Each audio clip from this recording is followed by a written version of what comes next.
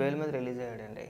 Release అయిన తర్వాత ఒక ప్రెస్ మీట్ లాంటిది, అంటే బయటకు వచ్చిన తర్వాత తన నాయకులు కార్యకర్తలను చూసి ఆ ప్రెస్ మీట్లో ఏం మాట్లాడుతున్నాడో కూడా అర్థం లేకుండా మాట్లాడుతున్నాడు. ఇప్పుడు అర్జెంటుగా ప్రమాణం చేయడానికి అమ్మవారి గుడికి రావాలంట. రాని పక్షంలో నేను మళ్ళీ చంద్రబాబు నాయుడు గారి ఇంటికి వెళ్ళాల్సి వచ్చింది. నేను గతంలో వెళ్ళినట్టే కర్రలో కత్తులు పట్టుకుని ఎలాగైతే వెళ్ళాను, ఈసారి కూడా అలాగే వెళ్ళిపోతానని చెప్పేసి అని మాట్లాడుతున్నారు. మరి వీడికి పిచ్చుంది అనుకోవాలా లేదనుకోవాలా నాకు అర్థం కావట్లేదు. ఒకసారి వినిపిస్తా చూడండి. లోకేష్ కి చెప్తా ఉన్నా, నువ్వు నా మీద చేసిన ఆరోపణలు నిరూపించుకుంటే, నీకు చిత్తశుద్ధి ఉంటే, నీకు కుటుంబం ఉంది, నువ్వు కూడా రా గుడికి వస్తా, ప్రమాణం చేస్తా, నువ్వు ప్రమాణానికి రెడీగా ఉండమని చెప్పేసి రావాలి అని చెప్పేసి మీడియా మిత్రుల ద్వారా ఏబి అన్న వచ్చాడా అన్నా? ఏబి అన్న రాలేదా? రాలేదు. ఈటీవీ అన్న వచ్చాడా? రాలేదు. అన్నా కొంచెం చెప్పండి, లోకేష్ చెప్పండి. వాళ్ళ కొంచెం అతను పుట్టినరోజు కాబట్టి కొంచెం తక్కువగా మాట్లాడతాం, ఎందుకంటే బాగోదు కాబట్టి. ఇడితే చెక్కేస్తాం, గుర్తుపెట్టుకో బాగా. నేను మరవలుగా బయటకు వచ్చాను, ఇంక మమ్మల్ని ఎవరు ఏం చేయలేరు, మేము గతంలో మాట్లాడినట్టు బూతులు మాట్లాడుతున్నాము అంటే ఈసారి కింద పైన సిక్కి పాట దుబ్బుతారు. మేము బూతులే మాట్లాడుతున్నామంటే కానీ బాగా గుర్తుపెట్టుకో. పుట్టినరోజు కాబట్టి పెద్దగా మాట్లాడట్లేదు, లేకపోతే తిట్టేస్తానని మాట్లాడుతున్నావా? ఏం తిట్టేస్తావు, ఏమేమి తిట్టేస్తావు నాకు అర్థం కావట్లా. మీరు అది తిట్టడానికి తప్పితే దేనికి పని చేయరు. నేను చెప్పాను కదా, పరమలేఖి యాదవులందరినీ తీసుకొచ్చి జగన్మోహన్ రెడ్డి ఎమ్మెల్యేలు చేసి మంత్రులను చేసాడు. ఇక ఇల్లే ఆ లేఖి యాదవులు వాళ్ళు ముందుంటారు. పుట్టినరోజు కాబట్టి నేను తిట్టట్లేదు, తిడితే బాగోదు. ఏమని తిట్టేస్తావు నాకు అర్థం కావట్లా. గతంలో ఊరుకోరు, గుర్తుపెట్టుకో. ఒళ్ళు అంటే ఈ విమానం మొత్తం మోగిపోద్ది. అతను నాకు చేసిన దుర్మార్గానికి, తప్పుడు కేసుకి, దిక్కుమాలిన నకిలీ మద్యం కేసు తీసుకొచ్చి మా మీద అంట కడతారా? మరి నువ్వు ప్లాన్ చేసినప్పుడు లేదేటి, ప్రభుత్వం మీద విషం కక్కేయాలి, బురద జమ్మాలి, విష ప్రచారం చేయాలని చెప్పేసి అని మనం ప్లాన్ చేసినప్పుడు లేదంటే పక్కాగా ప్లాన్ చేసావు కదా. ప్లాన్ చేసి అడ్డంగా దొరికేసావు. దొరికేసిన తర్వాత వాళ్ళ ఇక్కడికి వచ్చి ఏడిపా. ఈరోజు కొంచెం జరగండి, అతనికి చెప్పండి, వారం రోజుల్లో అతన్ని దుర్గగుడి దగ్గరికి రమ్మనండి, నా ఛాలెంజ్ స్వీకరించమనండి. తాబేదారులు తొత్తులతో మాట్లాడించొద్దు. ఓకే, లోకేష్ చంద్రబాబు నాయుడు నా మీద కేసు పెట్టారు, వాళ్ళని అడుగుతా ఉన్నా, తాబేదారులు తొత్తులు ఎవడో మాట్లాడొద్దు. మళ్ళీ వారం తర్వాత మళ్ళీ మీడియా ముందుకు వస్తా, మంచిది, మీతో మాట్లాడతా. మంచిది. లేదు కాదు కూడదు, దుర్గగుడికి రాను, తిరుమలకి రాను, లేకపోతే అక్కడికి రాను, ఎక్కడికి రానంటే తప్పదు. చంద్రబాబు నాయుడు ఇంటికి వెళ్ళాల్సి వస్తుంది మళ్ళీ. ఒకవేళ వెళ్తే కనుక ఇంక నీకు అదే చివరి రోజు రా. ఇంక ఈసారికి అయితే కనుక నువ్వు మళ్ళీ చంద్రబాబు నాయుడు గారి ఇంటిపైకి నేను కత్తులతోని కర్రలతోని వెళ్ళిపోతానని చెప్పేసి అనే ఆలోచన నీకు ఏదన్నా ఉంటే అది ఇక్కడే విరమించేసుకోవాలి. అదంటే చెక్కేస్తారు మామూలుగా. శేఖర్ నీకు అర్థమైందా? నువ్వు అధికారంలో ఉన్నప్పుడే నేను చెక్కేశారు. అక్కడి నుంచి పారిపోయొచ్చు. వచ్చిన తర్వాత ప్రెస్ మీట్ పెట్టేమన్నా, లేదంటే నేను చంద్రబాబు నాయుడు గారి ఇంటికి చర్చ ఎంతానికి వెళ్ళాను, వినతి పత్రం ఇద్దామని చెప్పేసి వెళ్ళానని చెప్పేసి అని మాట మార్చేసావు. ఈసారి అలా కాదు, నీకు పాడి కట్టేస్తారు. అక్కడే కట్టేస్తారు పాడి. అక్కడే పాడి కట్టేసి అక్కడే ఏదైనా ఒక భవనానికి ఏదైనా పునాది ఏదైనా తీసుకుంటారు కదా, అందులో కప్పెట్టేస్తారు. గతంలో లాగా ఇప్పుడు ఊరుకోరు. ఆ పరిస్థితులు పోయినాయి. నేను మళ్ళీ వెళ్ళిపోతానండి, అంత పెద్ద మొగోడివి కాదు, అంత పెద్ద మొనగాడివి కాదు. గట్టిగా నలుగురిని ఇంటి మీదకి వచ్చాను, మనం మొండడి ప్లేట్స్ అక్కడ వెనకాలకు వచ్చాను. నా ఇంటి మీదకి వచ్చేసారు తెలుగుదేశం కార్యకర్తలు అందరూ కూడా. ఈసారి నువ్వు వెళ్ళడమే, మళ్ళీ తిరిగి రావడం ఉండదు. ఇంకా అట్నుంచి అటే గంటేస్తారు బయటికి. శ్రద్ధాంజలి కట్టించేస్తారు. పచ్చిగా చెప్పాలంటే ఆ రోజు అక్కడికి వేసేస్తారు నేను. నేను మళ్ళీ వెళ్ళే ప్రయత్నం చేస్తాను అన్నావు కాబట్టి మేము మాట్లాడుతున్నాం. నీకు అంత సినిమా లేదు, బాగా ఒళ్ళు దగ్గర పెట్టుకో. అక్కడ నలుగురిని చూసి, అంటే నువ్వు బయటకు వచ్చిన తర్వాత నలుగురు వచ్చి ఉంటారు ఏదో పరామర్శకే, మొహం ఆటానికి కొలిది వచ్చారు వాళ్ళు.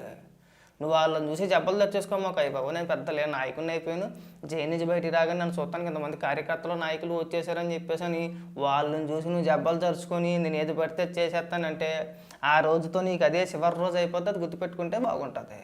రాజకీయాల్లో ఎప్పుడు కూడా మనం రాజకీయాలు హుందాగా చేయాలి. విమర్శించేటప్పుడు కూడా చాలా పద్ధతిగా విమర్శించాలి. అధికారంలో ఉన్నప్పుడు బూతులు మాట్లాడేసి ఇళ్ళపైకి దాడులకు వెళ్ళిపోయి మేము బయటకు వచ్చిన తర్వాత జైలు ముందు 10 మందిని చూసి ఎర్రబెగిపోకూడదు. అలాంటి నీలాంటి అప్పాబోయగాలని చంద్రబాబు నాయుడు గారు ఎంతమందిని చూసుంటాడు. ఆయన రాజకీయ జీవితంలో నీలాంటి బోకేద వాళ్ళని ఎంతమందిని చూసుంటాడు. బయటకు వచ్చిన తర్వాత ఎందుకురా హెచ్చరిక మాటలు? కాస్త 4 రోజులు బయట ఉండే ప్రయత్నాలు చెయ్యి, కాస్త ఉండు. మొన్నటిదాకా జైల్లో ఉన్నావు కదా, శుభ్రంగా 10 రోజులు కుటుంబ సభ్యులతో కలిసి ఉంటూ మళ్ళీ వెళ్ళిపోదికెళ్ళి లోపలికి తొందరపడడం నాకు బెయిలే వచ్చింది. నువ్వు హెచ్చరిక మాటలు మాట్లాడి అతి మాటలు మాట్లాడేవనుకో, అది మళ్ళీ నీకే ప్రమాదం. వచ్చాక బయటకు వచ్చాక కదా చక్కగా ఒక 4 రోజులు 10 రోజులు శుభ్రంగా కుటుంబ సభ్యులతో ఉండి కలిసి ఉండి ఆ తర్వాత ఏదైనా మాట్లాడితే తర్వాత మాట్లాడు. తర్వాత చేసి ఎదిగే ప్రమాణాలన్నీ కూడా మళ్ళీ రాగానే లోపలికి వెళ్ళిపోయే ప్రయత్నాలు ఇవన్నీ కూడా. ఈ ప్రయత్నాలన్నీ ఈ అతి ప్రయత్నాలు ఇవన్నీ కూడా. గతంలో లాగా నేను తిట్టేస్తాను, బూతులు మాట్లాడేస్తాను, ఇళ్ళపైకి వెళ్ళిపోతానంటే అది నీకు మంచిది కాదు అబ్బాయి. నీకో కొంప ఉంది లేదా? రావాలనుకుంటే తెలుగుదేశం నాయకులు కార్యకర్తలు నీ ఇంటిపైకి రాలేరా? వచ్చినా సరే నువ్వు చేసేది ఏముండదు, చేతులు ఎత్తేయాలి అంతే. మనం ఒక మాట అన్నం దీనికి, ఈపిచ్చేయడం దీనికి అంటున్నా అనేస్తాడు, ఈపి కాసేస్తాడు. దెబ్బలు పడిపోతాయి, గట్టిగా పడిపోతాయి. ఈసారి గతంలోలాగా ఊరుకోరు, అది గుర్తుపెట్టుకుంటే బాగుంటుంది. ఇంకెప్పుడు కూడా ఇలాంటి అప్పాబాయ కూరలు చెప్పమాక. నేను ఇళ్ళపైకి దాడికి వెళ్ళిపోతానండి, ప్రమాణాలండి, ఈ సోది మాటలు మానేస్తే బాగుంటుంది అబ్బాయి.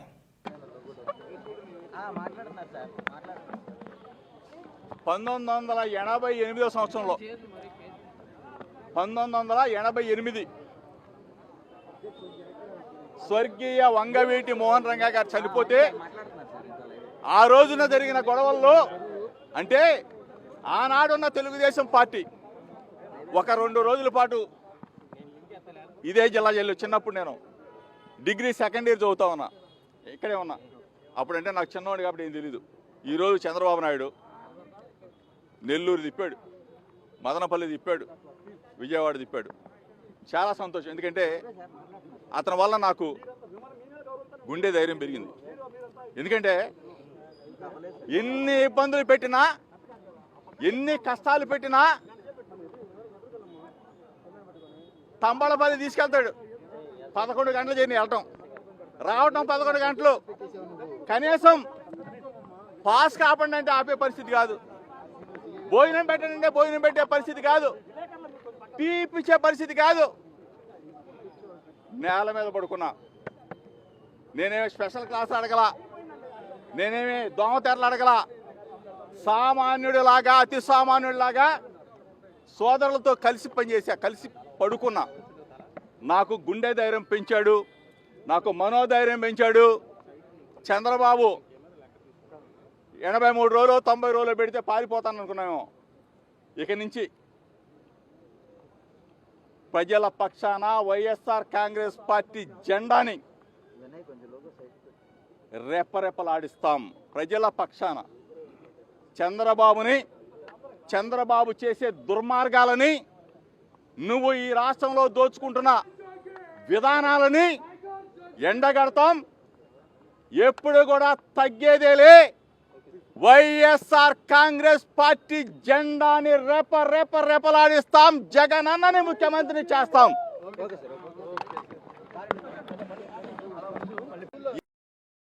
ఏ శిక్షణైనా అనుభవిస్తానని చెప్పా. చేతగాని చవట సన్నాసులు ఒక సిట్ అనే ఒక చంద్రబాబు నాయుడు చెప్తే కూర్చోమంటే కూర్చుంటారు, నిలబడమంటే నిలబడతారు. అటువంటి సిట్ అధికారులకు చెప్పా, మీకు కుటుంబాలు ఉన్నాయి, మీకు పిల్లలు ఉన్నారు, మీకు వ్యవస్థ ఉంది.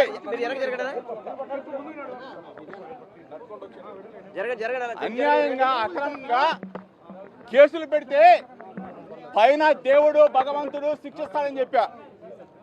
అయినా సరే రాక్షస ఆనందం